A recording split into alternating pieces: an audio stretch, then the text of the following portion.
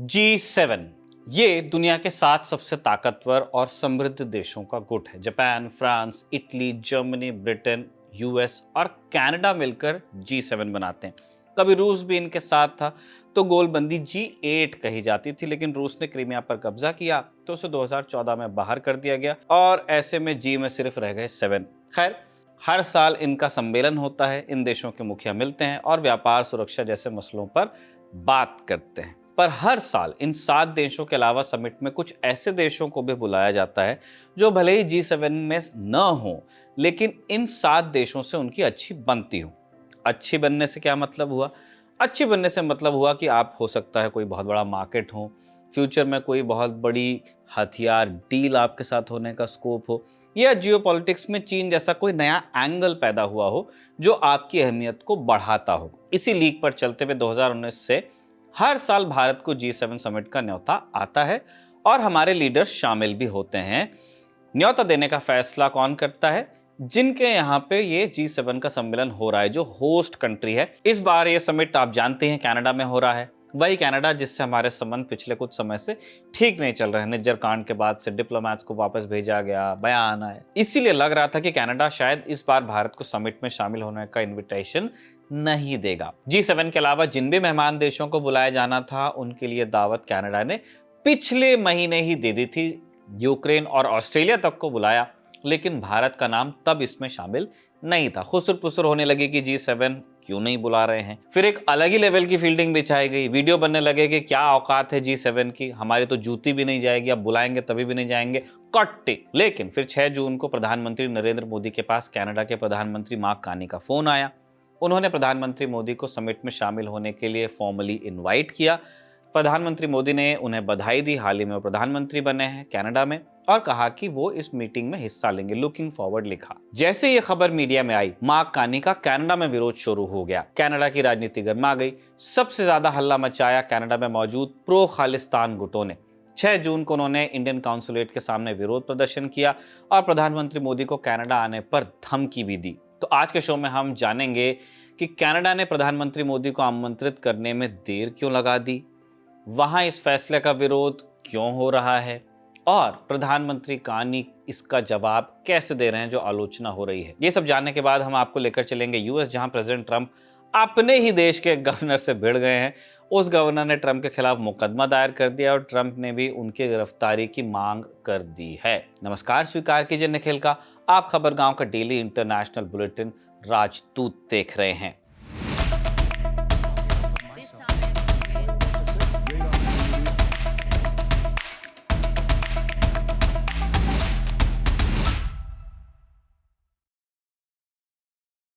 US से पहले Canada की हम बात करेंगे। यूएस के बारे में हमने बहुत डिटेल में आपको एक दिन पहले ही बताया था। 6 जून को प्रधानमंत्री मोदी ने प्लेटफॉर्म एक्स पर लिखा कि कनाडा के प्रधानमंत्री मार्क कार्नी से फोन पर बात करके खुशी हुई। हाल ही में हुए चुनाव में उनकी जीत पर बधाई हमने दी और कनाडा में होने वाली G7 समिट में आमंत्रण के लिए शुक्रिया कहा। हम भारत और कनाडा के संबंधों को गहरा बनाने के लिए काम करेंगे। G7 समिट में हमारे मुलाकात का मुझे इंतजार है, लुकिंग फॉरवर्ड। इस पोस्ट से 2 बातें साफ हुई। एक तो ये कि कनाडा ने प्रधानमंत्री मोदी को G7 में शामिल होने का आमंत्रण दिया, खुद वहां के प्राइम मिनिस्टर ने फोन किया, और दूसरा कि हमारे प्राइम मिनिस्टर इसमें शामिल होने के लिए हामी भी दे चुके हैं। जैसा हमने लेकिन पहले बताया था, कार्नी ने प्रधानमंत्री मोदी को दावत देकर कनाडा में राजनीतिक घमासान छेड़ दिया। कनाडा में एक धड़ा, खास तौर पर जो खालिस्तानी कॉज से सिंपैथी रखता है, पूछ रहा है कि जिस देश पर एक कैनेडियन नागरिक की हत्या का आरोप है, उसके मुखिया को बुलाना कितना सही है। ये सवाल पूछने वालों में कनाडा की political party new democratic party NDP और वर्ल्ड सिख ऑर्गेनाइजेशन जैसे गुट शामिल हैं। इनका दावा है कि 2023 में खालिस्तान समर्थक हरदीप सिंह निज्जर की हत्या में भारत शामिल था, इसलिए उससे बात नहीं करनी चाहिए। 7 मई को यानी प्रधानमंत्री मोदी को आमंत्रण देने के एक दिन बाद कनाडा के PM कार्नी एक प्रेस कॉन्फ्रेंस में पहुंचे। यहां उनसे इसी मसले पर 2 सवाल पूछे गए। पहला, कनाडा की पुलिस ने पिछले साल ये कहा था कि मोदी सरकार कनाडा में हिंसा फैलाने के पीछे है, जिसमें हत्या भी शामिल है, फिर आपने मोदी को G7 में क्यों बुलाया? कार्नी ने क्या जवाब दिया, बताते हैं। कार्नी ने कहा, कनाडा G7 के अध्यक्ष की भूमिका में है, मेरी G7 के सहयोगी के साथ बात हुई। इसमें यह सहमति बनी कि एनर्जी, आर्टिफिशियल इंटेलिजेंस और जरूरी खनिज जैसे विषयों पर बातचीत के लिए सबसे महत्वपूर्ण देशों को आमंत्रित करना जरूरी है। भारत दुनिया की 5वीं सबसे बड़ी अर्थव्यवस्था है, सबसे बड़ी आबादी वाला देश है और ग्लोबल सप्लाई चेन का सेंटर भी है, इसलिए हमने भारत को आमंत्रित किया है। यानी इससे बात क्लियर होती है कि G7 समिट में हिंदुस्तान को बुलाना है या नहीं, इसे लेकर कनाडा में चाहे जो बात हो रही हो, लेकिन जो बाकी 6 पार्टनर्स हैं वो इस बात को लेके एकमत थे कि इंडिया को बुलाना जरूरी है और उन्होंने कनाडा को ये बात बताई कि आपको इनवाइट करना चाहिए। इसके बाद कानी से दूसरा सवाल पूछा गया कि क्या उन्हें लगता है कि मोदी हरदीप सिंह निज्जर की हत्या में शामिल थे।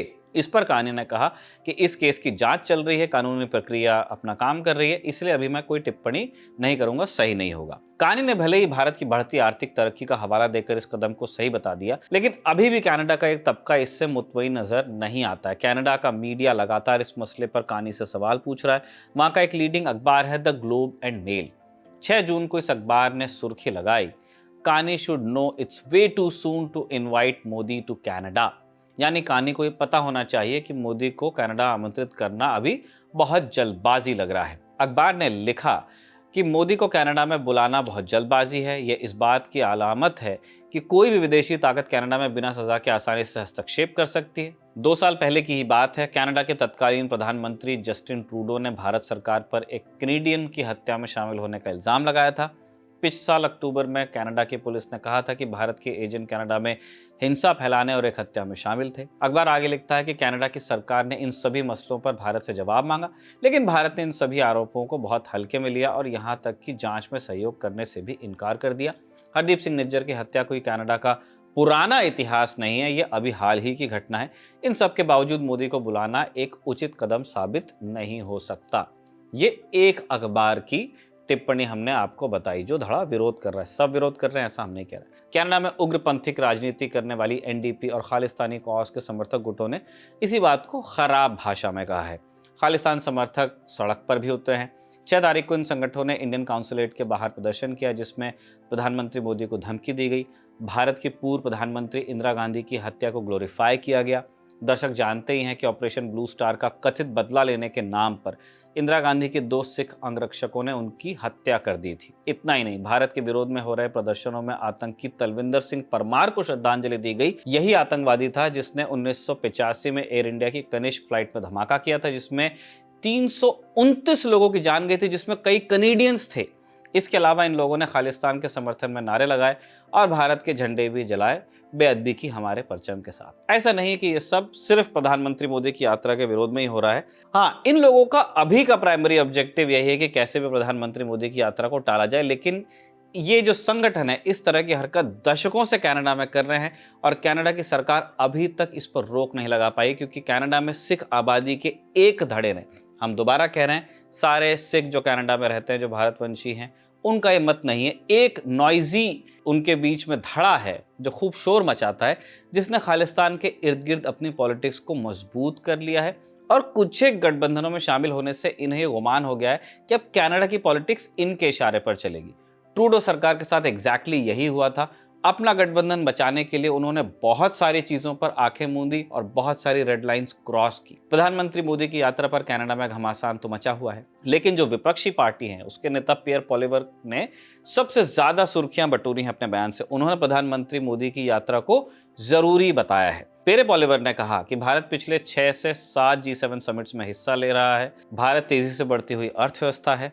हमें अपनी नेचुरल गैस और टेक्नोलॉजी भारत को बेचनी चाहिए, इसलिए मेरा मानना है कि भारत को न्योता भेजना जरूरी था।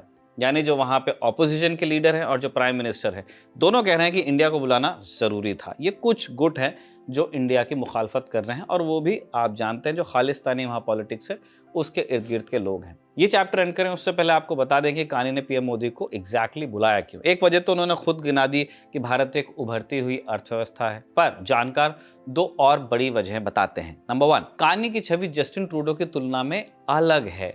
ट्रूडो अपनी सरकार बचाने के लिए खालिस्तानियों का समर्थन कर रहे थे, लेकिन कानी के साथ ऐसी कोई चुनौती है नहीं, मैंडेट है उनके पास। जानकार कहते हैं कि वो ट्रूडो की तुलना में खालिस्तानी दबाव की परवाह कम करेंगे। दूसरा बिंदु है ट्रंप का टैरिफ की वजह से कनाडा को व्यापार करने में मुश्किल आ रही है, इसलिए कानी भारत समेत दूसरे मार्केट से संबंध मजबूत करना चाहते हैं।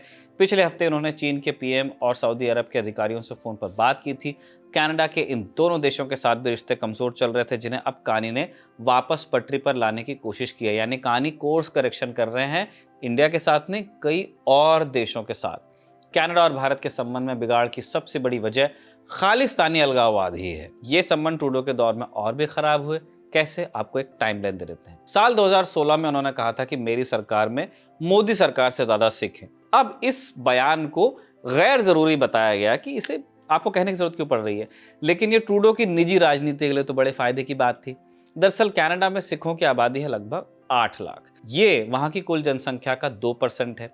इसकी तुलना में संसद में उनका प्रतिनिधित्व 4% का है और सरकारों को बनाने बिगाड़ने में अहम भूमिका निभा सकते हैं अगर कोएलिशंस आए। फरवरी 2018 में जस्टिन ट्रूडो 8 दिनों के लिए हिंदुस्तान आए। उनके दफ्तर की तरफ से 423 मेहमानों की लिस्ट जारी हुई। अलग अलग कार्यक्रमों में बुलाया जा रहा था और इस लिस्ट में एक नाम जसपाल अटवाल का भी था, जो एक भारतीय मंत्री की हत्या की साजिश में शामिल रह चुका था, सजा हो चुकी थी, कन्विक्टेड फेलन। भारत ने अटवाल को हत्या का विरोध किया। जस्टिन ट्रूडो की उस समय की पत्नी सोफी ट्रूडो ने अटवाल के साथ तस्वीर भी ली, जिसके बाद विवाद और भड़क गया कि आपको ये नमक रगड़ने की आदत से आप क्यों नहीं बाज आ रहे हैं। आपको एक आतंकवादी को, एक कन्विक्टेड व्यक्ति को अपनी पार्टी में क्यों बुलाना है भाई। इस घटना के 2 साल बाद 2020 में ट्रूडो ने भारत में चल रहे किसान आंदोलन पर बयान दे दिया। इस पर भारत ने नाराजगी जताई, कहा कि ये हमारा इंटरनल मैटर है, हमारे किसानों का और हमारी गवर्नमेंट का हम देखेंगे, आपको क्या पड़ी है। फिर आया 2023 का साल। 18 जून को वैंकूवर में एक गुरुद्वारे के बाहर हरदीप सिंह निज्जर का मर्डर हुआ। वो खालिस्तान टाइगर फोर्स का मास्टरमाइंड था। केटीएफ पर पंजाब में आतंकवाद बढ़ाने और टारगेटेड किलिंग्स के आरोप हैं। इसको भारत ने आतंकवादी संगठन घोषित कर रखा है।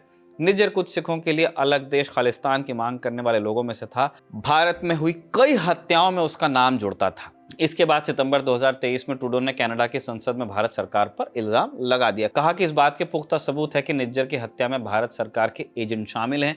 इसी के बाद दोनों देशों के रिश्ते बिगड़े और दोनों देशों ने एक दूसरे के डिप्लोमेट्स को देश से निकालना शुरू किया और तब से अब तक भारत और कनाडा के संबंध खराब ही चल रहे हैं। लेकिन कानी के आमंत्रण के बाद कुछ तो आशा की किरण अब नजर आ रही है। कनाडा वाला चैप्टर यहीं पे रोकते हैं, यूएस चलते हैं, कुछ अपडेट्स ही देंगे।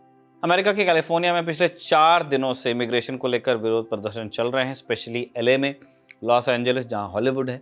कल के राजदूत में हमने बताया था कि ट्रंप ने लॉस एंजलिस में 2000 नेशनल गार्ड भेजने का आदेश दिया था और कहा था कि जरूरत पड़ी तो यूएस आर्मी को भी उतारा जाएगा। ट्रंप ने ऐसा आज कर भी दिया है। उन्होंने अमेरिकी सेना के 700 मरीन्स को कैलिफोर्निया भेजा है, जो मरीन कोर है, आर्म फोर्सेस का एक हिस्सा। इसके अलावा 2000 नेशनल गार्ड और भेजने का हुक्म दिया, यानी कैलिफोर्निया भेजे गए कुल नेशनल गार्ड्स की संख्या लगभग 4000 हो गई है।